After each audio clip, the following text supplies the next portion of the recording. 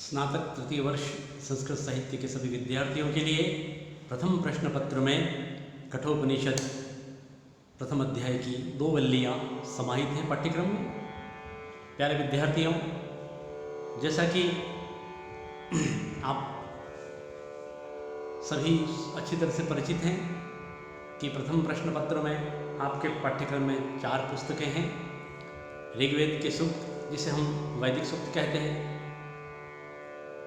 दूसरी पुस्तक कठोपनिषद प्रथम अध्याय, तीसरी पुस्तक किरातार्जुनीयम प्रथम सर्ग और चतुर्थ पुस्तक है शुकनासोपदेश, जो बाणभट्ट महाकवि बाणभट्ट की कादंबरी का अंश है। आज के इस कालांश में हम उपनिषदों में कठोपनिषद का सामान्य परिचय आपको विदित कराएंगे। कठोपनिषद जैसा कि 2 शब्दों से मिलकर बना है, कठ उपनिषद। ये कठ क्या है? कृष्ण यजुर्वेद की 4 शाखाएं हैं, कठ, कपिष्ठल, मैत्रेयन और तैत्तिरीय। इसमें कठ शाखा से संबद्ध जो उपनिषद है उसे कठोपनिषद कहते हैं। ऋग्वेद, यजुर्वेद, सामवेद, अथर्ववेद, इन चारों वेदों के ब्राह्मण ग्रंथ हैं, आरण्यक ग्रंथ हैं, उपनिषद ग्रंथ हैं, वेदांग हैं। ऋग, यजु, साम, अथर्व, इसके कुछ समय बाद इन विभिन्न संहिताओं की अलग अलग ब्राह्मण संहिताएं, उपनिषद संहिताएं ये लिखी गई। लेकिन वैदिक जो ऋग, यजु, साम, अथर्व हैं वो वेद अपौरुषेय हैं। ये किसी पुरुष की कृति नहीं है। कब किसने लिखा, इसके लिए जर्मन के अनेक विद्वानों ने अपना पूरा का पूरा समय निकाल दिया। अंग्रेजी काल में भारत में वेदों की रचना किसने की, कब की, इस विषय पर बहुत मंथन हुआ, किंतु एक निर्णय नहीं हो सका। उसका कारण यह है कि भारतीय दृष्टि में कौन और किसने का महत्व नहीं है, उसने क्या किया इसका महत्व है। तो यहाँ भारतीय मत के अनुसार वेद अपौरुषेय हैं। क्रांति दृष्टा कवियों ने जिन मंत्रों का साक्षात्कार किया है गुरु परंपरा से, उन मंत्रों को उन्होंने अपने शिष्यों को पढ़ाया, बताया। शिष्य उसी परंपरा से उन्हें आगे अपने शिष्यों को बताते गए। इस तरह से श्रुत परंपरा, इसीलिए वेदों को श्रुति कहते हैं। श्रुतिस्तु वेदो विज्ञेयो धर्मशास्त्रम तो वही स्मृति। स्मृति शास्त्र हैं, स्मृति ग्रंथ हैं, वो सब धर्मशास्त्र है। जबकि वेद के अंदर ऋग, यजु, साम, अथर्व संहिताएं हैं, इन्हें हम श्रुति कहते हैं। तो इस वैदिक साहित्य में, वैदिक साहित्य की बात आएगी तो 4 संहिताएं हैं जो मूल। उसके बाद ब्राह्मण ग्रंथ, जिनमें यज्ञ प्रक्रिया का, किस यज्ञ में कौन से मंत्र बोले जाएं, किस विशेष प्रयोजन के लिए कौन सा यज्ञ होता है, इन यज्ञादि की प्रक्रिया, उसमें प्रयुक्त मंत्रों के विधि विधान के साथ वर्णित है।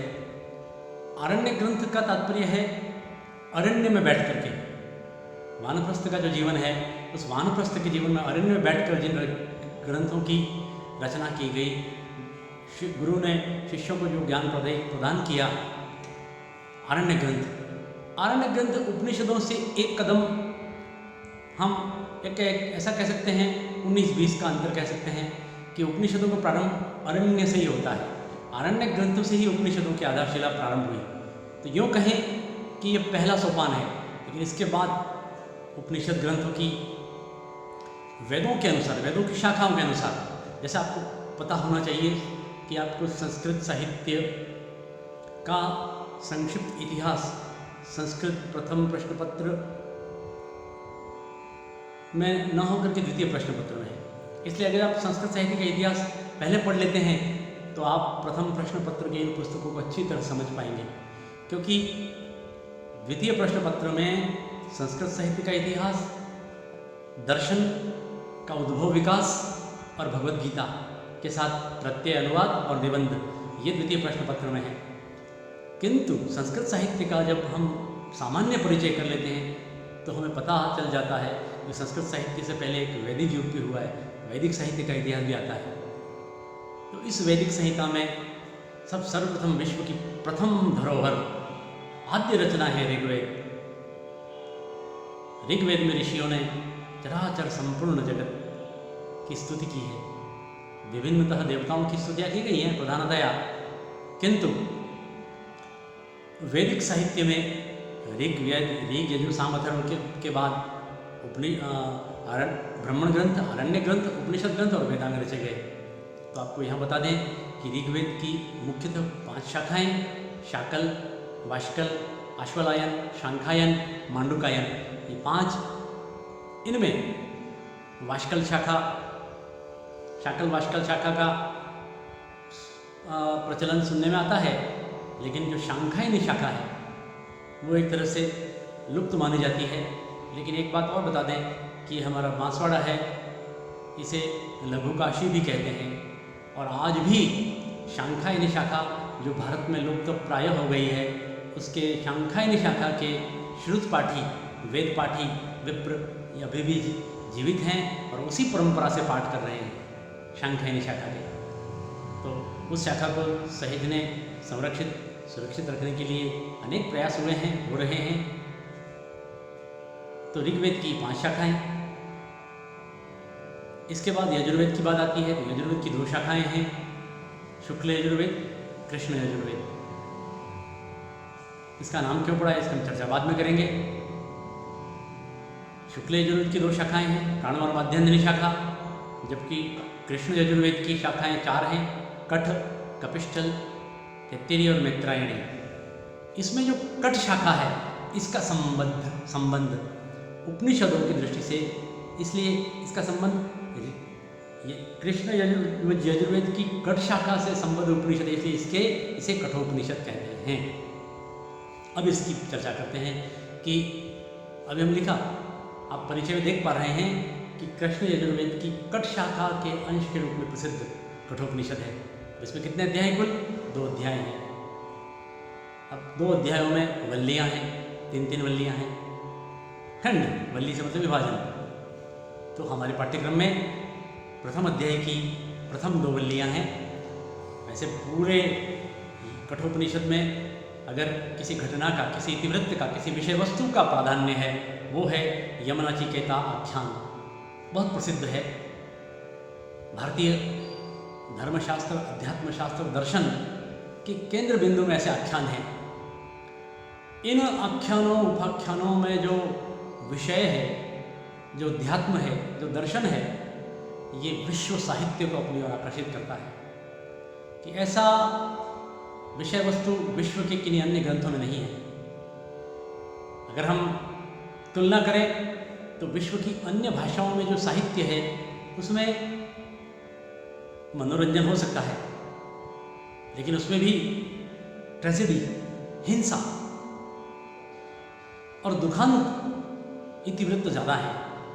भारतीय साहित्य में सुखांत इतिवृत्त समाहित है। मानव को महामानव बनाने के सौम्य सूत्र विद्यमान है। जीवन को धन्य कराने वाली बातें समाहित हैं।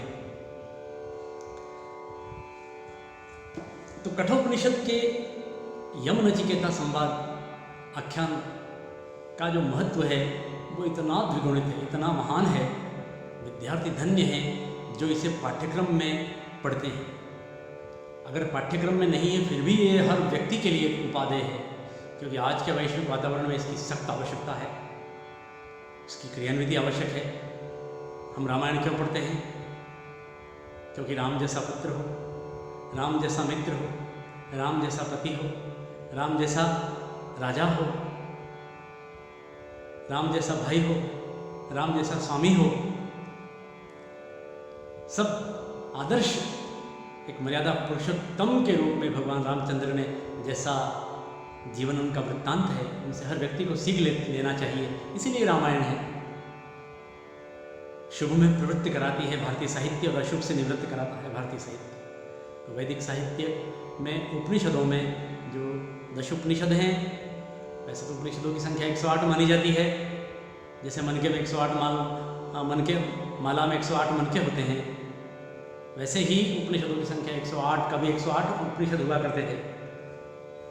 लेकिन हमें सर्वविदित है कि भारतीय संस्कृति और उनके ग्रंथों को सुनियोजित तरीके से षड्यंत्र के द्वारा उसे समाप्त करने के ऐसे विभत्स और ऐसे रोमहर्षक कांड हुए हैं, घटनाएं हुई हैं लेकिन आज भी भारतीय संस्कृति वैसी की वैसी है, अपने मूल स्वरूप को भुलाए नहीं है।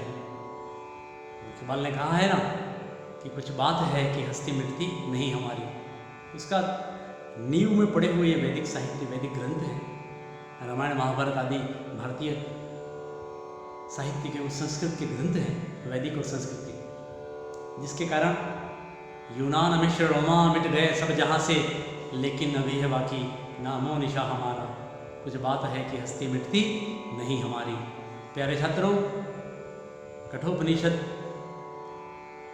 केवल पाठ्यक्रम की दृष्टि से क्या 15 नंबर का एक प्रश्न हो जाए, 15 में से 15 नंबर मिल जाए, 10 अंक की व्याख्याएं सही हो जाएं, उसमें से पूरे नंबर मिल जाएं, 2-2 नंबर के 2 छोटे प्रश्न हो जाएं, इस तरह से कुल 14 और 15 नंबर का प्रश्न बड़ा, कुल मिलाकर 29 में से 29 नंबर आ जाएं विद्यार्थी। लेकिन जीवन के पाठ्यक्रम में, जीवन प्रबंधन में, मानव से महामानव निर्माण में, व्यक्तित्व निर्माण में, एक आदर्श, एक श्रेष्ठ नागरिक के रूप में, एक अच्छे मानव के रूप में, संवेदनशील व्यक्तित्व का निर्माण करने में कठोपनिषद की बहुत बड़ी भूमिका है। यदि इन आख्यान के इन बातों को, मार्मिक बातों को, उपदेशों को, यम और नचिकेता से संबद्ध चरित्र की खास बातों को हमने जीवन में एक्सेप्ट नहीं किया, व्यवहार में क्रियान्वित नहीं किया, तो हमारे 100 में से 100 नंबर आ जाएं। मैं नहीं समझता हूँ कि वो 100 में से 100 नंबर केवल हमारा शैक्षिक उत्थान करेंगे, जीवन का भौतिक उत्थान करते हुए अभ्युदय निःश्रेयस की प्राप्ति कराना जीवन का वास्तविक उद्देश्य है। हम आज के कालांश में, आज के वीडियो में केवल कठोपनिषद का सामान्य परिचय कराने के उद्देश्य से मैं आपको ये वीडियो प्रदत्त करा रहा हूँ। हम 1-2 दिन में कठोपनिषद की विधिवत शुरुआत कराएंगे। आपको सर्वविदित है, कल के एक वीडियो में मैंने आपको बताया था कि प्रथम प्रश्न पत्र में वैदिक सूक्त हैं 5, इंद्र, विष्णु, वाक, पुरुष और प्रजापति। दूसरी इकाई में कठोपनिषद प्रथम अध्याय की प्रथम 2 वल्लियाँ हैं। तृतीय इकाई में किरातार्जुनीयम प्रथम सर्ग के प्रथम 25 श्लोक हैं। चतुर्थ इकाई में यही किरातार्जुनीयम के प्रथम सर्ग के 26 से 46 श्लोक हैं, जिनमें से 2 श्लोक देकर के एक की संस्कृत व्याख्या पूछी जानी है। और पंचम इकाई में महाकवि बाणभट्ट विरचित कादम्बरी का शुकनासोपदेश गद्य खंड है, जिसमें शुकनास द्वारा यौवन का, गुरुपदेश का, लक्ष्मी के गुण दोषों का बड़ा मार्मिक उपदेश दिया गया है। हर व्यक्ति के लिए, केवल BA कर रहे स्नातक तृतीय वर्ष में पढ़ रहे छात्रों के लिए ही नहीं, हर व्यक्ति के लिए जो गृहस्थ में अनुप्रविष्ट हो रहा है, जो अपनी युवा अवस्था पार करके गृहस्थ में जा रहा है, एक वैवाहिक जीवन प्रारंभ कर रहा है। युवावस्था है जब तक, अविवाहित जीवन है तो मौज मस्ती का जीवन है, स्वच्छंदता है। लेकिन जिम्मेदारियों का जीवन शुरू होता है वैवाहिक जीवन, क्योंकि अभी तक तो माता पिता के नाम से जाने जाते हैं। अब आपकी यात्रा शुरू होती है जब आप अपना स्वयं, अपने कर्म के द्वारा, अपनी मेहनत के द्वारा, अपनी निष्ठा के द्वारा आप अपना नाम करेंगे। चारों ओर समाज में कीर्ति फैलेगी, लोग आपको अपने नाम से जानेंगे। बालक होता है तब तक उसके पिताजी के नाम, इनका लड़का है, उनका लड़का है, लेकिन उसमें जितनी ग्राह्यता है, विनयशीलता है, तत्परता है, गुण है, तो फिर वो धीरे धीरे अपने व्यक्तित्व से स्वाध्याय, अध्ययन, अध्यापन, समाज सेवा आदि कार्य करते हुए एक जिम्मेदार नागरिक के रूप में जीवन जीते हुए अपना नाम करता है, परिवार का नाम होता है। तो प्यारे विद्यार्थियों, कठोपनिषद यम नचिकेता आख्यान आप जीवन में उतारें, ऐसा मेरा आपसे आग्रह है।